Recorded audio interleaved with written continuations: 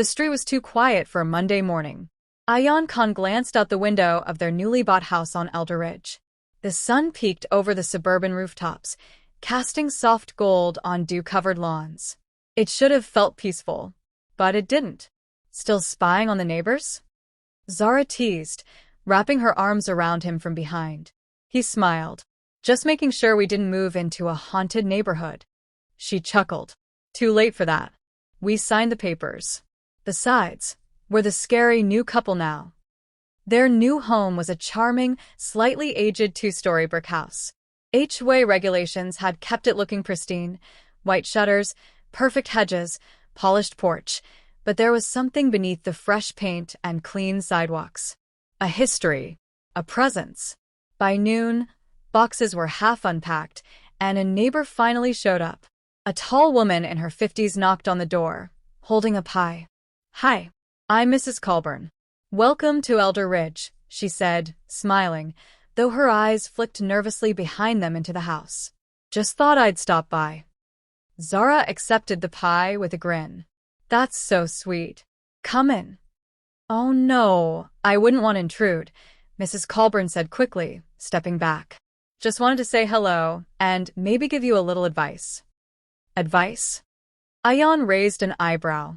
Mrs. Colburn leaned in and whispered, "Don't go into the basement at night. The lights tend to flicker, and sometimes things sound louder than they really are." With that cryptic note, she smiled politely and left. That night, the flickering began.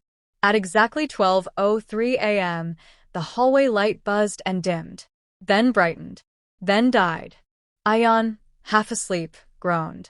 "Zara," he murmured, "you left the kitchen light on again."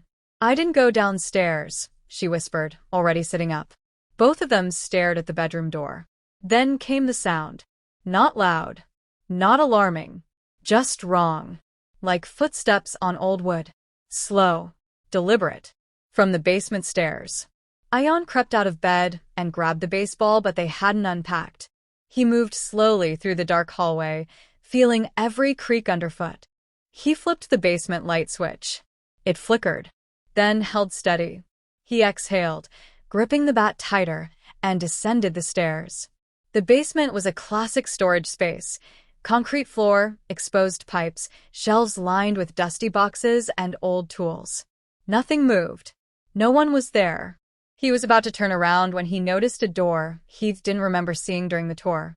It was at the very back, half hidden behind a stack of wooden crates. Smaller than a regular door and darker. He approached it slowly. The doorknob was ice cold. He twisted it. Locked. The next morning, Mrs. Colburn was already in their front yard, watering her roses. "Strange noise in the basement last night," Ayaan said casually.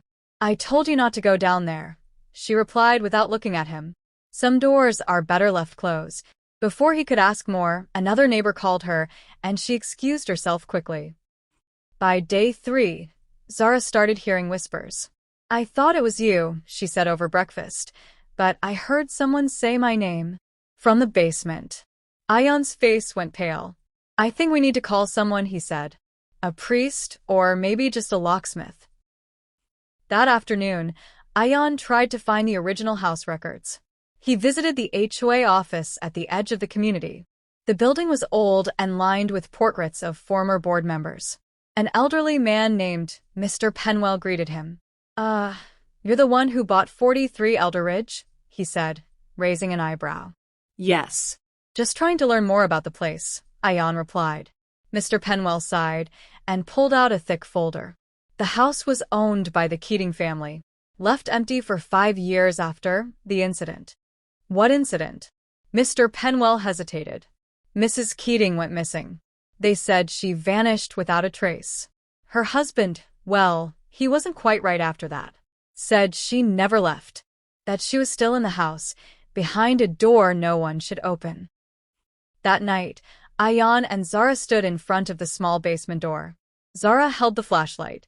"Maybe it's just a utility room." Ayaan inserted a screwdriver into the lock. It popped open. The door creaked slowly as it opened to reveal a narrow staircase, descending into darkness. A gust of cold air rushed past them. Zara shivered. Do you hear that? From the bottom of the stairs, a whisper. Zara? Ayaan froze. He heard it too. Zara. The whisper curled out of the darkness like smoke, thick with cold and sorrow. Zara stepped back. We're not going down there. But Ayaan couldn't stop now. He clicked on his flashlight and took the first step down. The wooden stairs groaned under his weight. Just stay close, he said. The staircase twisted lower than the basement should have gone. It felt ancient, carved into the ground beneath the house. The walls changed from wood to stone. The air grew heavier. At the bottom was a room, circular, with stone walls and a single iron chair in the center. Strange symbols were etched into the floor. And on the far wall, a mirror. But it wasn't a reflection that stared back. It was her. A pale woman stood inside the mirror, her eyes sunken but alive. Her hands pressed against the glass. Zara gasped. Is that? Ayaan whispered. Mrs. Keating. The woman in the mirror mouthed words. No sound came out, but both Ayaan and Zara heard her in their minds. Help me. Suddenly, the basement light snapped off. The flashlight flickered. Zara screamed. The mirror began to vibrate, humming with energy. Cracks spiderwebbed across its surface. The symbols on the ground glowed faint red. We have to go, Zara shouted. But Ayaan stood still. She's trapped. The husband wasn't crazy. He remembered Mr. Penwell's words. She never left. Zara grabbed his hand. We can't help her like this. But Ayaan had seen something, an old book on a pedestal, half hidden behind the iron chair. He rushed to it, flipping through its dusty pages filled with Latin and diagrams. A ritual, he said. It binds the soul. But if we reverse it, Zara backed toward the stairs. Hurry. Together, they followed the ritual backward, placing salt around the mirror's base, chanting broken Latin phrases and extinguishing the flame of the single candle on the floor. The moment the candle went out, the mirror shattered. A wind rushed out of it, howling through the underground chamber.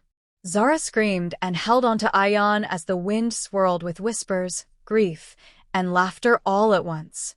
Then silence. The room dimmed. The glow faded. And the woman was gone. When they climbed back up, the strange door had vanished. So had the whispers. The air in the house was lighter. 3 days later, Mr. Penwell visited. You opened it, didn't you? He asked quietly. Ayaan nodded. She's gone now. At peace, I think. Mr. Penwell sighed. That house has been waiting for someone like you. A month later, Zara stood in the backyard, watering the flowers. A new neighbor walked up. Hi, I just moved in across the street, she said. This place seems nice. Peaceful. Zara smiled. It is. But just a little advice. The neighbor leaned in. Zara lowered her voice. Don't go into the basement at night.